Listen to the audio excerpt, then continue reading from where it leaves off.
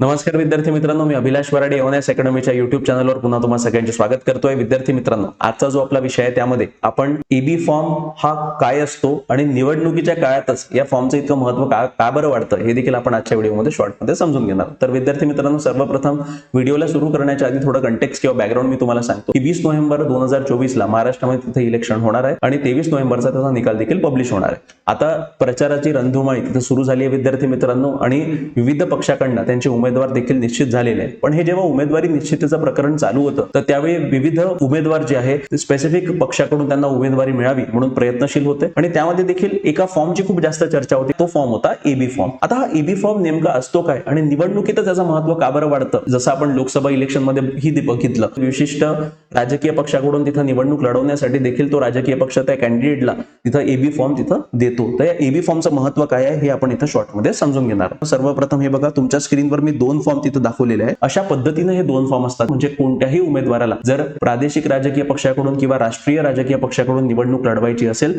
तर तशा राजकीय पक्षांकडून त्यांना हे दोन फॉर्म इश्यू केले जातात आणि हे दोन फॉर्म त्याला तिथं भरावे लागतात. आता याचा कंटेक्स्ट काय विद्यार्थी मित्रांनो, तर विधानसभा निवडणुकीची रणधुमाळी सध्या सुरू झालेली आहे आणि या रणधुमाळीमध्ये बेसिकली जे काही उमेदवार आहेत त्या उमेदवारांना या राष्ट्रीय पक्षाकडून किंवा प्रादेशिक पक्षाकडून तिथं निवडणूक लढवावी म्हणून ते एबी फॉर्मचा तिथं ते वाट बघत होते. सर्वच राजकीय पक्षातील इच्छुक पक्षाकडून एबी फॉर्म मिळावा यासाठी देखील प्रयत्नशील होते. आता एबी फॉर्म म्हणजे नेमकं काय विद्यार्थी मित्रांनो हे आपण पहिले शॉर्टमध्ये समजून घेऊया. तर केंद्रीय निवडणूक आयोगाच्या नियमानुसार लोकसभा किंवा विधानसभेत एखाद्या उमेदवाराला उमेदवारी अर्ज दाखल करण्यासाठी त्याची खासगी माहिती आणि त्याबरोबरच तो कोणत्या पक्षातून उमेदवारी अर्ज दाखल करणार आहे याची विस्तृत माहिती सर्वप्रथम निवडणूक आयोगाला द्यावी लागते. आता हे दोन्ही फॉर्मचे विद्यार्थी मित्रांनो, फॉर्म ए आणि फॉर्म बी या दोन्ही फॉर्मच्या माध्यमातून त्या कॅन्डिडेटला तिथं काय सबमिट करावं लागतं, त्याचे पूर्ण डिटेल्स जे असतात ते तिथं सबमिट करावे लागतात. यासाठी उमेदवाराला स्वतंत्र दोन फॉर्म भरणे अनिवार्य आहे. यामध्ये पहिला अर्ज नमुना म्हणजे फॉर्म ए आणि दुसरा म्हणजे फॉर्म बी. या दोन्ही अर्जाच्या नमुन्यांना एकत्रितपणे एबी फॉर्म असे सामान्यपणे म्हटले जाते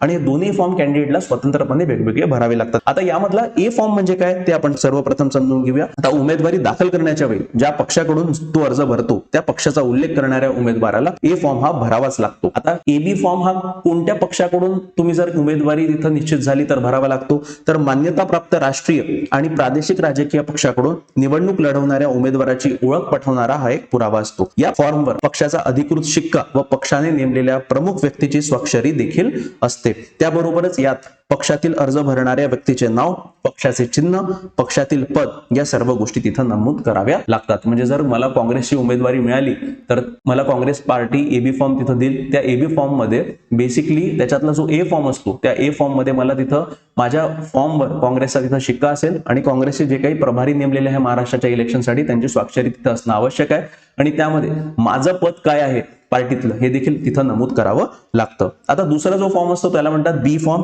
आता एबी फॉर्म मधील बी फॉर्म सुद्धा तेवढाच महत्वपूर्ण आहे विद्यार्थी मित्रांनो. आता ज्या काही गोष्टी उमेदवाराला ए फॉर्म मध्ये मेन्शन करावे लागतात त्याच बऱ्यापैकी त्याला बी फॉर्म मध्ये देखील मेन्शन करावे लागतात.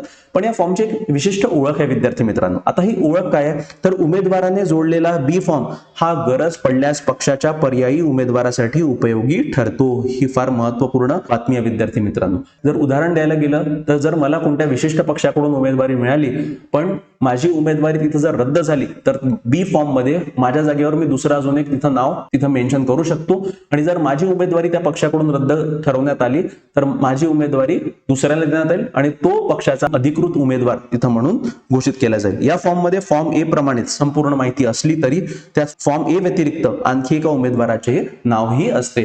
आता राजकीय पक्ष असंही करू शकतात की फॉर्म बी एक सुद्धा जोडू शकतात किंवा एकपेक्षा जास्त देखील जोडू शकतात. म्हणजे त्यामध्ये जर जो प्रमुख कॅन्डिडेट आहे काही कारणास्तव जर त्याची उमेदवारी रद्द करण्यात आली तर त्याची उमेदवारीच्या जागी दुसरी उमेदवार तिथं जो मेन्शन केलेल्या फॉर्म बी मध्ये त्याची उमेदवार म्हणून तिथं पक्की करण्यात येईल. आता जर काही कारणास्तव पहिल्या उमेदवाराचा अर्ज फेटाळला गेला तर ऐनवेळी पर्याय म्हणून या दुसऱ्या उमेदवाराला निवडणूक आयोग अधिकृत उमेदवार म्हणून घोषित करू शकतो. आता याचं उदाहरण द्यायला गेलं विद्यार्थी मित्रांनो तर रिसेंटली महाराष्ट्रामध्ये लोकसभा इलेक्शन झाले. आता या लोकसभा इलेक्शन मध्ये रामटेकची जी सीट होती त्या रामटेकच्या सीटमधून काँग्रेस पक्षानं रश्मी बर्वे यांना उमेदवारी तिथं जाहीर केली होती.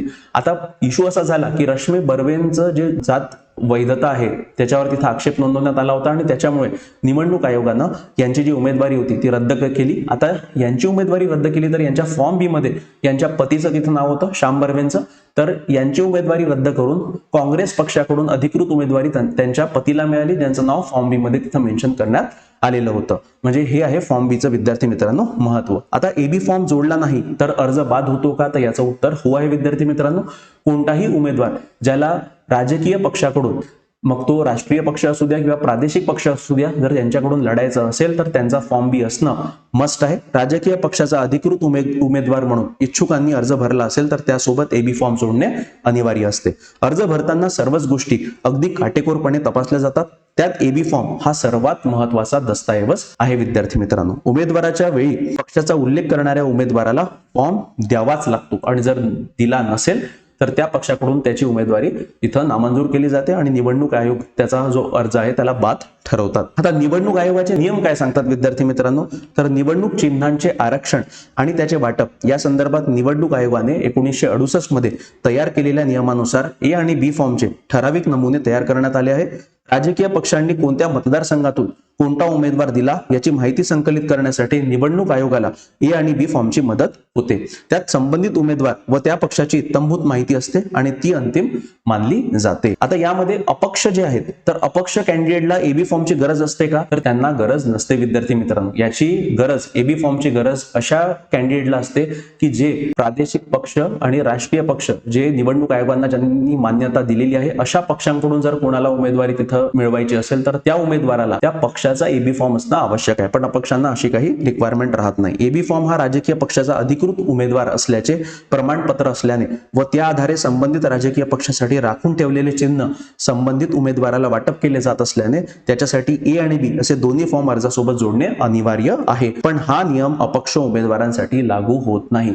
अपक्ष उमेदवारांना जे चिन्ह दिलं जातं ते निवडणूक आयोगाकडनं निर्धारित त्यांना चिन्हाचं वाटप केलं जातं. तर अशा पद्धतीनं विद्यार्थी मित्रांनो एबी फॉर्मचे महत्व काय आहे आणि राजकीय पक्ष जे नॅशनल लेवलवर रेकॉग्नाइज्ड आहे आणि स्टेट लेवलवर रेकॉग्नाइज्ड आहे अशाच पक्षांना एबी फॉर्म का बरं दिला जातो याचं देखील आपण माहिती समजून घेतलेली आहे.